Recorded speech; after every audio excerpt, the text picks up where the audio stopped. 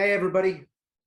Welcome to another Sunday morning conversation. Today, my guest is Tim Van Berkel. He is an Aussie pro triathlete and Ironman champion.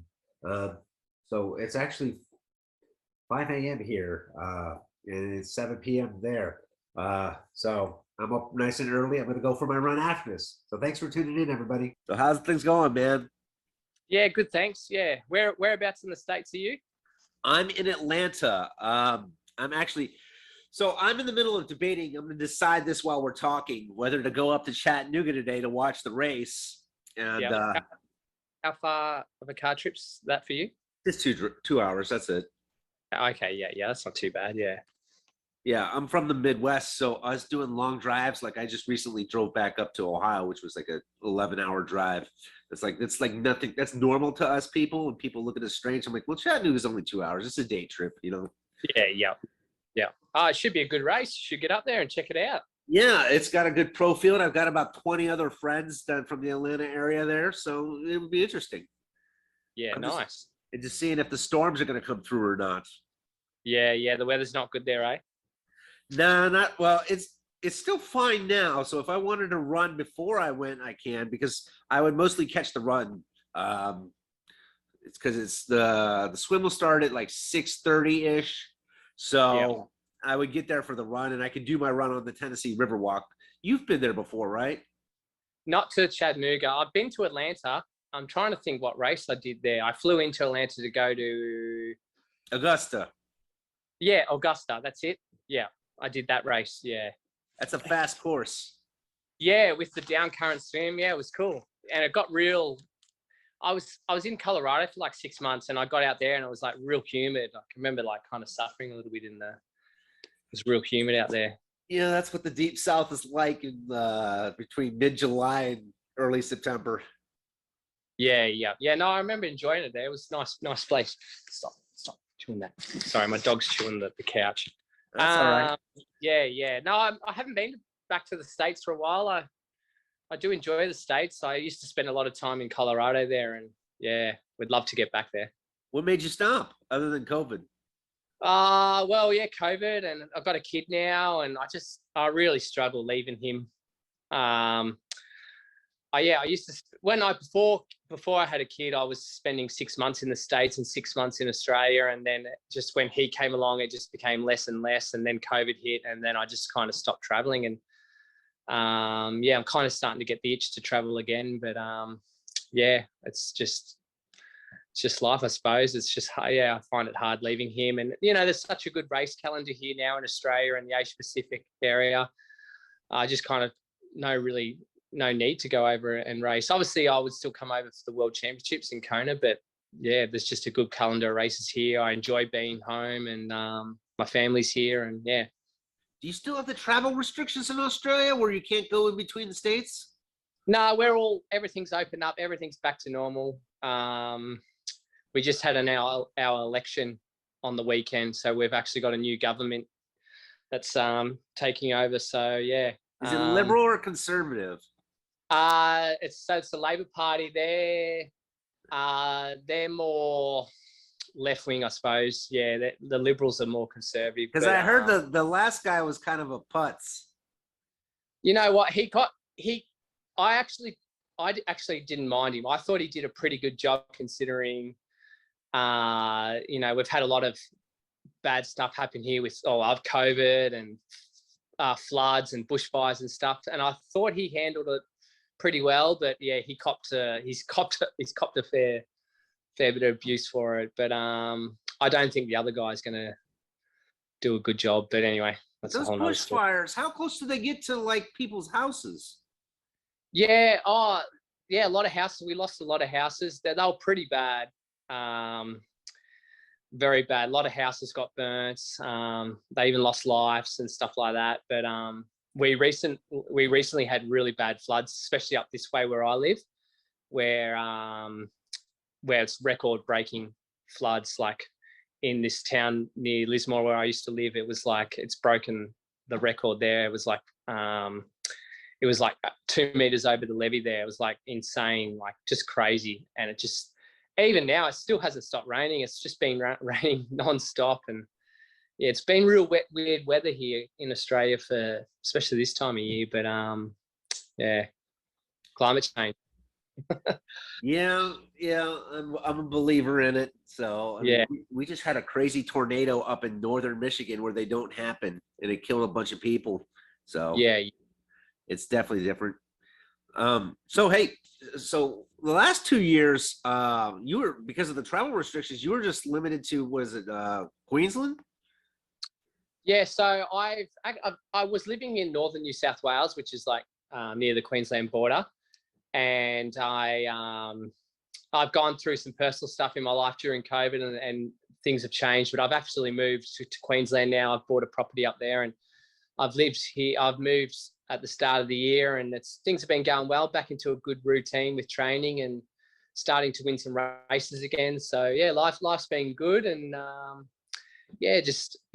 COVID was pretty tough, as it was on a lot of people. I lost a lot of sponsorships. I had some personal things going on, but it was a really tough 2 years. But things are on the up now. Racing's back on around the world, and everything seems like it's going back to normal, which is exciting. Have you got some of the sponsorships back, or did they not come back?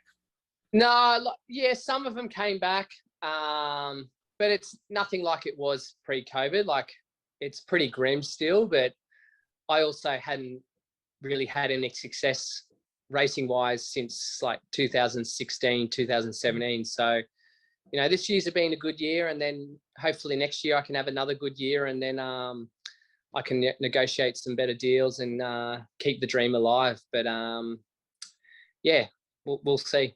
Well, you just won Challenge Shepparton. Yeah, so I just won Challenge Shep, and I actually won Australian Ironman champs 3 weeks ago now, which is a title that I've been wanting my whole career. I grew up watching Ironman Australia when it was in Foster, and then it came to Port Macquarie. I actually spent a good part of my life living in Port Macquarie. My parents are there, and I started my Ironman career there in Port Macquarie. So I started racing there when I was 22 in 2007, and I had like a seventh and a fourth, third. I had another seventh there and a second, and now I sixth attempt. On my sixth attempt, I finally won it. So that was pretty cool, and to do it in front of family and friends, and my young bloke was there. It was pretty cool. So that's definitely probably a highlight of my career. That race definitely will be up there for sure. Yeah, racing in front of friends and family is great. I definitely enjoyed doing it, because my first Ironman, it was a Rev 3 race. I saw you did one of those way back in the day. Way back in the day, yeah, I remember it. Yeah. Yeah, I did one of those, and that, I wasn't the one who believed that in the Ironman brand thing. Like, I could do an Ironman no matter what. Yeah. Well, still doing the distance, aren't you? Yeah. Yeah, I didn't care about getting the tattoo, so it didn't. Yeah, you don't drink the Ironman Kool-Aid. That's what I like to hear. About half the races I did, the 70.3s, are independent races. So I enjoy that because it doesn't feel corporate. It's got the flavor of a race director. Oh, for sure. Cheaper.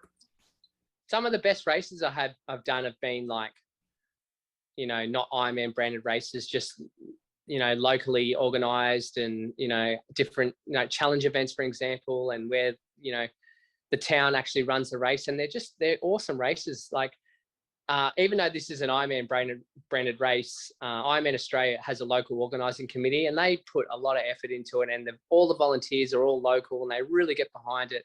And there's just a great atmosphere and vibe in the town, and they're the races I really enjoy and really get me motivated. So Chattanooga's a lot like that too. I mean, the whole town. I've heard a lot of good stuff about Chattanooga and the race they run. I've heard really good things, and I'd love to get back over the States and do an Ironman over there.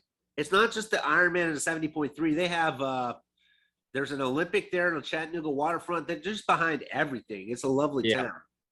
Yeah. Oh no, it does. It looks beautiful there. It looks really nice. Yeah, I'm actually. So speaking of challenge races, I got a slot in Challenge Roth next year, so I'm gonna go do that. Yeah, congrats. Yeah, I've done it before. It's a cool race, especially the bike course where you're riding up the Solar de Berg and you just see all these crowd on the road, and you think, are these guys going to move? And as you approach up the hill, they just slightly like part the road, and they're literally, they could touch you, and they're like making heaps of noise and banging pots and pans and stuff. It's a cool vibe. It's an awesome race. You're gonna love it. You're gonna love it. So I've never raced outside of Central and Eastern time zones, so I don't have to deal with a lot of sleep issues. So this would be the first time for me going, 6 hours ahead. How do you deal with that kind of thing? Oh yeah, look, it's been 3 years since I've traveled to races, but yeah, look, get there, don't get there a few days before the race. Get there, 5 to 6, even a week before it, adjusting to the time zone, and just get used to the time zone really. But yeah, like from the States to Europe, it's not too bad of a flight. I think it's an 8, 9, 10-hour flight. Something like that. So, yeah, it's not too bad. So yeah, you'll adjust fine. So yeah. Okay. Actually, so this is funny, right? I've been racing since 2014, and this is the first time when I did my first race of the season out in White Lake. It was a pro-am, so I saw Starkey out there, a bunch of younger guys. It was the first race I've ever done with an Australian exit, and I know that was at the Port Macquarie race there. That has that too. It was the first time I did it. I'm like, this is so exhausting having to run through all this water. Yeah, it is. I kind of like it. It kind of breaks the swim up a little bit, and you get out and get onto land again, and you get back in the water. It can be a little bit exhausting, especially all the blood's in your legs, and then you hit shore, and then you're a little bit bit lightheaded. But I like it. I'm used to it, I suppose. Being in Australia, they're very common in our races over here. But yeah, it just breaks the race up, something a bit different. So when you were younger, you did Australian rules football. Did you break any collarbones or anything like that? There's no pads. No yeah, helmets? look, yeah, it's yeah, I was pretty lucky, but I wasn't very good at football either. I sat on the bench a lot, but the only injury I ever did was I broke my little finger trying to take a mark. But yeah, I was pretty lucky with injuries through football. Even in my triathlon career, I've been pretty lucky. I've had one stress fracture, which I was out of racing for like 6 months. But apart from that, I've just the general niggles and stuff, but nothing major. You started at this pretty young. You said, what, it's 22, 23? And you went pro pretty quick. You got good at this.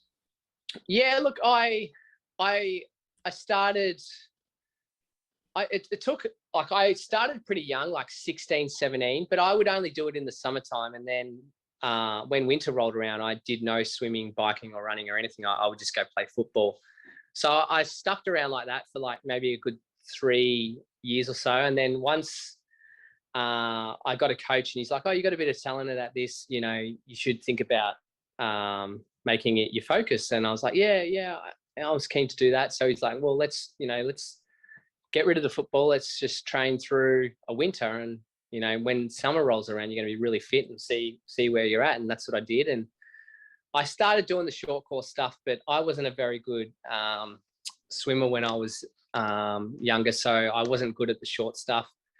I've never been good at like that threshold kind of fast-paced stuff. I've always kind of been a bit of a diesel engine that can just kind of, I've always had good endurance. I could always go all day, but I could never sprint or anything like that. So I dabbled in the short course, soon realized that I wasn't very good at, and then I went to long course and I started doing 70.3 racing, and then I got my pro card, and then I just continued doing that. I just kept doing the 70.3s for a few years till I kind of got decent at that. And then that's when I stepped over to the Ironman. Yeah, I did my first Ironman in 2007, and I was, say 22, and then 22 or 23. And then I won my first at 24, which was Ironman Western Australia in 2008. Yeah, you were said you were almost the youngest person to do that. That's actually a really young age.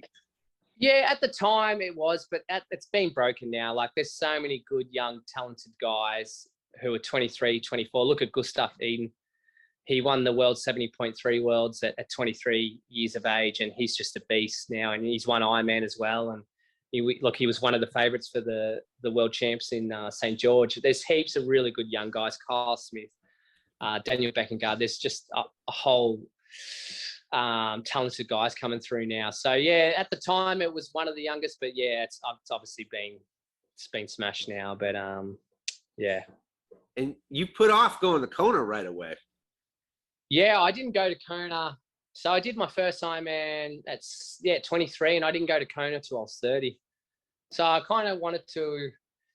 I just didn't want to go there to make up numbers. I wanted to go there and have a good race and be at the pointy end. So I had to learn the craft. I had to master my craft, and I got a few Ironman wins under my belt, and then I got to an age where I was constantly. I was always on I was podium a lot for Ironman distance, and I felt like I was matured as an athlete. And once I got to that point, I'm like, well, let's go and give this Ironman World Championships a go. And I did that, and yeah, and to this day, my debut year was my best year ever there. I was 7th there on my debut year, and I was in 4th early stages of the race, and yeah, and then just faded in that last 5K to 7th. But yeah, it was still such an awesome day, and I really learned a lot that day, and it really motivated me to get back there and better that result. Yeah, 7th place still gets a lot of money.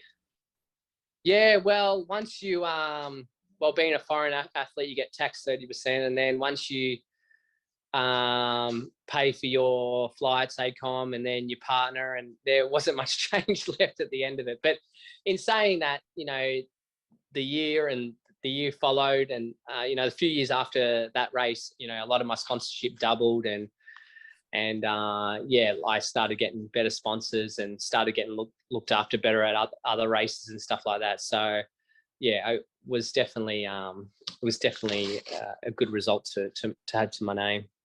Now, how do taxes actually work for pro prize money? Like, honestly, do you have to pay taxes in every country that you win money in? Yeah, well, yeah, you got to pay taxes. Obviously, it's different being foreign. They have a certain thing. I think even Australia and America might have a tax treaty. I'm not too sure. I have a tax accountant to take care of all that stuff. But yeah, you definitely. It's being an international racing in the States, you get taxed pretty heavy, but it's not as bad as racing in Australia. But yeah. But no, you can claim most of it with traveling, your flights, everything's tax deductible with your sports. So now, I heard being an Aussie pro that it's actually cheaper for you to race in Asia than it is to go to Western Australia. Yeah, it's not cheap to fly west, but I've actually done a lot of racing in Asia. I had a sponsor there for like a good 4-5 years, Alaska Milk in the Philippines, and they had a series in the Philippines, Thailand, Vietnam. So we would go there, and it was so much fun. We got Alaska looked after. Milk? Alaska, yeah. Like the country? Oh wow. Yeah, it's a milk company in the Philippines, because they don't have a lot of fresh milk over there. So it's a lot of like powder stuff. They do like kids cream rice and stuff like that. So the guy was whose family owned business. He's a very passionate triathlete, really nice guy, Fred Watunsu, and he started running. He actually bought Ironman to the Philippines, and the triathlon, Ironman and everything in Asia is just, the growth on it is just crazy. The sport just took off over there, and they're just triathlon mad over there, and they put on these awesome races in these beautiful countries, Vietnam and Thailand and Philippines, and we got looked after really well. You'd stay at a really nice resort. Most of these races were at the resort, and they would have like a welcome party, and then they have a big after party, and it was just a good vibe, and everyone had fun. And the races were brutal. Like, you're racing the Vietnam race. It was, by the time you start, it was 40 degrees or 100 Fahrenheit for you guys, and it was brutal racing. But I kind of liked it. I'm like a smaller guy. I enjoy the heat. I'm kind of suited to the heat. So I kind of had a little bit of good success over there. And I really enjoyed my time in Asia. See, the thing, first of all, I never knew your sponsor was Alaska Milk. I'm like, Why is it Alaska Airlines sponsoring a guy from Australia? I never got that until now. Yeah. So yeah, they sponsored. They had like a bit of a team.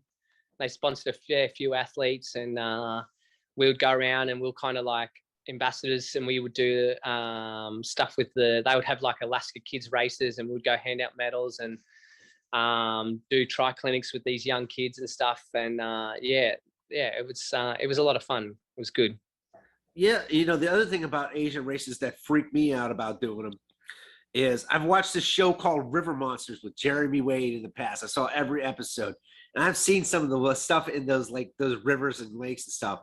And I'm like, oh my God, that freaks me out. I mean, in the States, we don't have anything weird like that in the water. So Yeah. It's most of the places were pretty good. I remember being in it must have been Davao in the Philippines, and the day before we went out for like a swim, and we were just swimming through just rubbish, and it was just really gross. But before the race, they went out there, and they must have got out there in a boat or something, but they cleaned it all out. And then race day, it was really clean and pristine, and it was really nice. But yeah, the day before was pretty gross. But yeah, I've done some races I've been to. I'm like, yeah, I'm not too sure if I want to get in that water the day before the race. Just murky, yucky, smelly water. But well, not only yeah. that, but the weird fish that are in there freaks me out. Yeah, yeah. Well, yeah, well, where I live here on the coast, on the east coast, we got sharks. So we used to swim. Where I used to live in Byron Bay, we used to swim across the pass there, which is like Main Beach, and we would do it on dusk. And then all these shark attacks started happening around the area, around the Northern Rivers area, and people getting taken and bitten and all this. And then we kind of stopped doing that. But we used to do that every week on dawn. Yeah, straight across. Now I'll just swim so I could still see the shore. But yeah, it was crazy. Yeah, we've had a lot of shark attacks up our way. I've never been bothered by sharks. It doesn't really happen all that much here. I don't know if it's the same down in Australia, but is it bull sharks? Yeah, we do have bull sharks. Bull sharks are more common in our like up our rivers, but we definitely get some. We get some the great whites and all that, and we get some pretty big sharks down our way. So, I mean, you've heard of Clash? You know, the series here in the U.S. Have you ever thought about coming over here to do one of those? Like the Clash Miami race? Yeah, Clash Miami. I did Clash Miami. Yeah. What was it like? It's going to be different for the pros than it is for the age groupers. So you're just doing laps around the track for the most part. But you know, for me, it was just goes out and back to the ocean, which was kind of cool. But there wasn't a single when you get outside of the Homestead town, you don't see a single building on this strip of road that you're on for a double lap. It's like, oh, okay. I didn't even see a gator hanging out in the water or anything. It was like nothing, just, you know, little trees. But the run, I'm assuming, is basically the same for the pros. I don't know if you have like Formula One racing over there or not. Yeah. So like in NASCAR, you have basically some deviation of an oval outside of a few road tracks. And you have all these roads winding through pit row and everything. And so they just weave you through all that. So you can get like, you can get 2 loops. You can get 2 loops to get you a half marathon in there. And the thing is, it's really great for spectators because like all they have to do is when you run like this, these people are looking this way, and then they just turn their backs, and then they look at you the other way. So it's really good. Yeah, it is. It's a great idea. I did watch some of the coverage on. It must have been the Daytona race, and that was around a racetrack too. Is that the same? That's the same track, isn't it? No, different. Daytona's North Florida.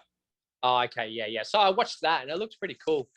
Yeah, I would love to get over and do one of these PTO races, and I think racing around the tracks, it's great for spectating and great for doing the live coverage. Like they do a pretty good job at it, and I have done a few. I've done Abu Dhabi. That was parts of it that was on you did the one lap of the track towards the end on the bike, and the Bahrain around that F1 track. You ran around that and also rode on that as well. So yeah, I reckon it's pretty cool.